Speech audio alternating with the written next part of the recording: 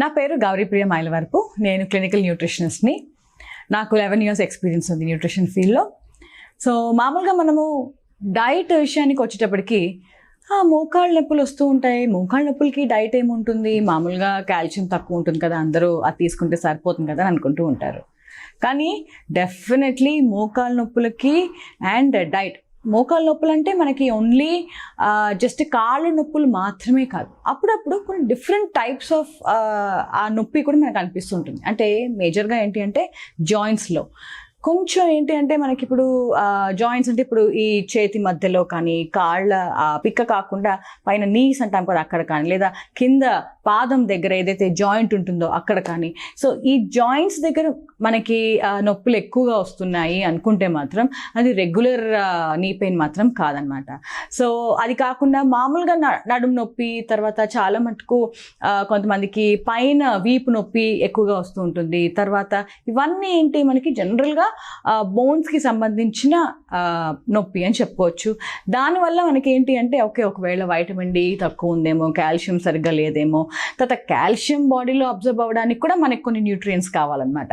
So అలా మనకి న్యూట్రిషన్కి నీ పెయిన్కి చాలా సంబంధం ఉందన్నమాట. అందుకనే మనం ఏ ఆహారం తింటున్నామో అనేది చాలా ఎక్కువ ఇంపార్టెన్స్ ఇవ్వాలి. మనము మామూలుగా ఏదో తినేసాం కదా, కడుపు నిండిపోయింది కదా అని అనుకోవడం మాత్రమే కాదు. మనం తినే ఆహారంలో మనకు కావాల్సిన న్యూట్రియంట్స్ అన్నీ మనకి కంబైన్ అయ్యి మనకి అందుతున్నాయా లేదా అనేది చాలా చక్కగా చూసుకోవాలి. లేదు ఇప్పుడు మనకి భోజనం టైంలో కడుపు నిండిపోయింది, ఓకే చాలే తినేసామి వాళ్ళని అనుకుంటూ ఉంటాము. కానీ ఆ ఒక్క పదార్థం మీరు తిన్నది సరిపోతుందా? మీరు ఓన్లీ ఇప్పుడు ఒకవేళ బిర్యానీ ఉంది, చాలా టేస్టీగా ఉంటుంది, చాలా మంచి ఐటెం కూడా, కానీ దాంట్లో మనం ఎన్ని వెజిటబుల్స్ వేస్తున్నాము, దాంట్లో ఒకవేళ మీరు చికెన్ చేసుకున్నా, మటన్ వేసుకున్నా కూడా మనకి కావాల్సిన న్యూట్రియంట్స్ పర్ఫెక్ట్గా అందుతున్నాయా అంటే ఏదో ఒక రూపంలో మనకి ఏదో ఒక వైటమిన్ అనేది తక్కువగా ఉంటుంది. అందుకనే ఒకటే ఐటెం తినేసేసి మనకి కడుపు నిండిపోయింది అని అనుకోకూడదు. దాంతోపాటు మనకి ఒక సైడ్ డిష్ కానీ, లేకపోతే దాంతోపాటు ఏదైనా ఒక ఫైబర్ ఫుడ్ కానీ, ఇప్పుడు బిర్యానీతో పాటు కనుక మనం పెట్టుకున్నాము అంటే అలా మనం కంబైన్ చేసి ఇంకా న్యూట్రిషన్ మనం పెంచుకోవాలి అనమాట. సో అలా నీ పెయిన్స్కి మనకి ఆహారంకి చాలా సంబంధం ఉంది.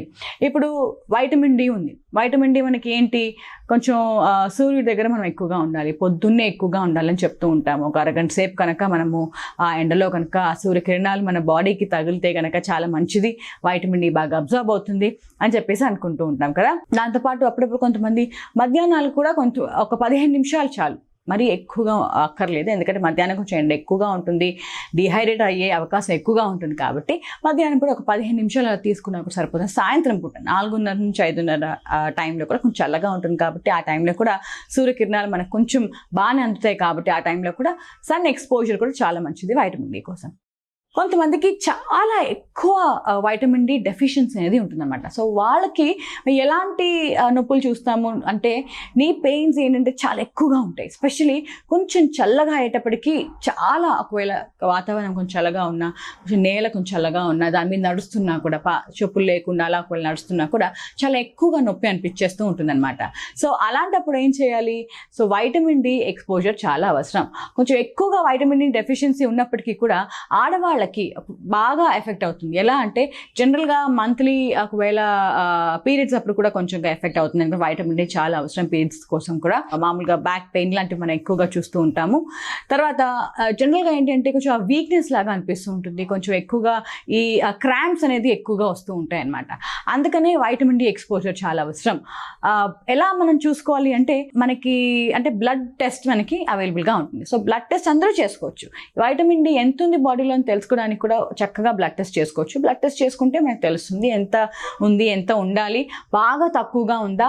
సో ఒకవేళ బాగా తక్కువగా ఉందంటే డాక్టర్ డెఫినెట్లీ మనకి ఏంటంటే సప్లిమెంట్ సజెస్ట్ చేస్తారు. సప్లిమెంట్ తీసుకోవడం వల్ల కూడా మనకి వైటమిన్ డి అనేది బాగా పెరుగుతుంది. అలా తీసుకున్నప్పటికీ కూడా ఈ మోకాళ్ళ నొప్పులు, ఇలాంటి జాయింట్ పెయిన్స్ లాంటివన్నీ కూడా తగ్గుతూ ఉంటాయి. సో ఇవన్నీ ఈ బ్యాక్ పెయిన్, క్రాంప్స్ ఇవన్నీ కూడా తగ్గే అవకాశాలు కూడా ఉంటాయి అన్నమాట. సో వైటమిన్ డి ఉంటేనే మనకి కాల్షియం బాగా అబ్జర్వ్ అవుతుంది. సో అన్నీ ఒక్కొక్కటి మనకి ఇంటర్ రిలేటెడ్. అందుకని అందుకనే మనం చాలా ఇంపార్టెంట్గా అన్ని రకాల ఫుడ్స్ మనం తినాలని చెప్తూ ఉంటాం. ఒకటి తింటే సరిపోతుంది కదా, ఒకటి తింటే మనకి బలం వచ్చేస్తుంది కదా అనుకుంటూ ఉంటాం. కానీ ప్రతి ఒక్క ఐటెం కూడా మనకి ఒక్కొక్క న్యూట్రియంట్ అందుతేనే దానివల్ల ఇంకొక న్యూట్రియంట్ అబ్జార్బ్ అవుతుంది, దానివల్ల ఇంకో న్యూట్రియంట్. సో అలా ఒక్కొక్కటి మనకి ఇంటర్ రిలేటెడ్ కాబట్టి ప్రతి ఒక్క ఫుడ్ తీసుకోవడం మనకి చాలా అవసరం. కాల్షియం విషయానికి వచ్చాము అంటే ఇప్పుడు కాల్షియం డెఫినెట్లీ వైటమిన్ డి ఉంటేనే మనకి కాల్షియం బాగా అబ్జర్వ్ అవుతుంది. పాలు, పెరుగు, పన్నీర్ ఇలాంటివన్నీ కూడా కాల్షియం గురించే. నువ్వులు, తెల్ల నువ్వులు, నల్ల నువ్వులు తీసుకోవచ్చు. ఆకుకూరలు చాలా బాగా కాల్షియం ఉంటుందన్నమాట, ఇవన్నీ కూడా తీసుకోవచ్చు. ఇవన్నీ మనం ఇంపార్టెంట్గా తీసుకుంటే మన బోన్ స్ట్రాంగ్గా ఉంటాయి. అండ్ వైటమిన్ డి ఉంటే కాల్షియం బాగా అబ్జర్వ్ అవుతుంది. ఇవన్నీ కూడా మనకు తెలిసింది. కానీ కాల్షియం ఒకవేళ బాగా ఫామ్ అవ్వాలి, బాగా అబ్జర్వ్ అవ్వాలి అనుకుంటే మాత్రం, మనకి బోన్ డెన్సిటీ బాగుండాలి అనుకుంటే మాత్రం మెగ్నీషియం కూడా చాలా అవసరం. దీనివల్ల కూడా మనకి కాల్షియం బాగా అబ్జర్వ్ అవుతుంది అనమాట. సో అందుకని మెగ్నీషియం మనకి కొంచెమే కావాలండి. మైక్రో న్యూట్రియంట్ కదా, చాలా కొంచెం మోతాదులోనే కావాలి. కాకపోతే అది లేకపోతే మనకి ఎన్నో ప్రాబ్లమ్స్ వస్తూ ఉంటాయి అనమాట. సో అలా మెగ్నీషియం మనకి నట్స్లో బాగా ఉంటుంది అనమాట. పప్పు అంటే హోల్ గ్రామ్స్లలో చాలా ఉంటుంది. లైక్ ఇప్పుడు మనకి శనగలు ఉన్నాయి, రాజ్మా శనగలు ఉన్నాయి, వీటిల్లో కూడా మెగ్నీషియం బాగా ఉంటుంది. బాదాము, వాల్నట్స్ ఇవన్నీ తినాలి అని చెప్తూ ఉంటాం. ఎందుకు? మనకి ఓన్లీ ప్రోటీనే కాదు, ఫైబరే కాదు, దాంతోపాటు ఈ చిన్న న్యూట్రియన్స్ అయితే కొంచెం మోతాదులో మనకి మన బాడీకి అవసరమో అవన్నీ కూడా మనకి ఈ నట్స్లో బాగా అవైలబుల్గా ఉంటాయి అన్నమాట. అందుకనే మనం ఇలాంటి నట్స్ తీసుకోవాలి. వీటితో పాటు మనకి మెగ్నీషియం, తర్వాత ఫాస్ఫరస్ లాంటి మంచి మైక్రో న్యూట్రియన్స్, మినరల్స్ బాగా అలా లభిస్తాయి. దాంతోపాటు మనకి కాల్షియం బాగా అబ్జర్వ్ అవుతుంది. అండ్ మనకి బోన్ డెన్సిటీ కూడా పెరుగుతుంది. సో జనరల్గా 30 ఏళ్ళ తర్వాత కాల్షియం అనేది బాడీలో ఎక్కువగా స్టోరేజ్ కెపాసిటీ అనేది తగ్గిపోతూ ఉంటుంది కదా. అందుకనే మీరు ప్రతిరోజు ఎంత కాల్షియం తీసుకుంటున్నారో అది లెక్క వేసుకుంటూ ఉండాల్సిందే, లేకపోతే చాలా ప్రాబ్లం అవుతుంది. ఇప్పుడు కాల్షియం తక్కువ తీసుకుంటే ఒకవేళ కాళ్ళ నొప్పులే ఉన్నాయి కదా అని చెప్పేసి జస్ట్ కామ్గా కూర్చుంటారేమో, లేదు. అప్పుడప్పుడు దానివల్ల వెంట్రుకలు అంటే బాగా ఊడిపోవడం కానీ అలాంటివి కూడా మనకి అబ్జర్వ్ చేస్తూ ఉంటాము.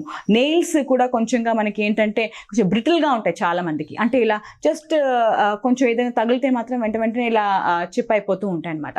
సో అందుకనే ఎన్నో రకాల మనకి కనిపించడానికి ఏవైతే కొన్ని సిమ్టమ్స్ ఉంటాయో అవి బాగా కనిపించవు కూడా అనమాట. సో హెల్త్ అనేది లోపల మాత్రమే కాదు, దానివల్ల మనకి బయట ఉండే ఏదైతే మనం చూడడానికి ఎంత అందంగా ఉంటామో అలాగే మన హెల్త్ కూడా మనకి డెఫినెట్గా కనిపిస్తుంది అనమాట బయట. సో మన హెయిర్ బాగుండాలన్నా, నెయిల్స్ బాగుండాలన్నా ఇవన్నీ కూడా ఈ కాల్షియం వల్ల కూడా ఉంటుందన్నమాట.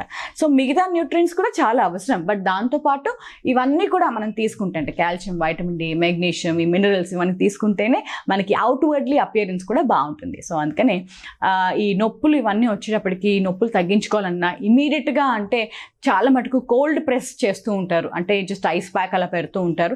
అది అప్పటికప్పుడు పెయిన్ తగ్గించడానికి మాత్రమే. బట్ ఓవరాల్గా హెల్దీగా మనం కనుక తిని ఎక్సర్సైజెస్ కూడా మనం చేయాల్సిందే. బాగా నొప్పి ఉన్నప్పుడు జస్ట్ సింపుల్ స్ట్రెచెస్ లాంటివి చేసుకుంటే మనకి బెటర్గా ఉంటుంది. బట్ డెఫినెట్లీ ఒక ఫిజియోథెరపిస్ట్ని కలిసి ఏమేమి ఎక్సర్సైజెస్ చేయొచ్చు అనేది కనుక మనం తీసుకున్నామంటే ఇంకా రిలీఫ్ వస్తుందన్నమాట మనకి ఆ స్ట్రెచెస్ చేస్తే. అది కాకుండా తర్వాత కూడా ఎక్సర్సైజెస్ చేసుకుంటూ ఉంటేనే మన బోన్స్ కూడా హెల్దీగా ఉంటాయి, మనం కూడా హెల్దీగా ఉంటాము. Thank you.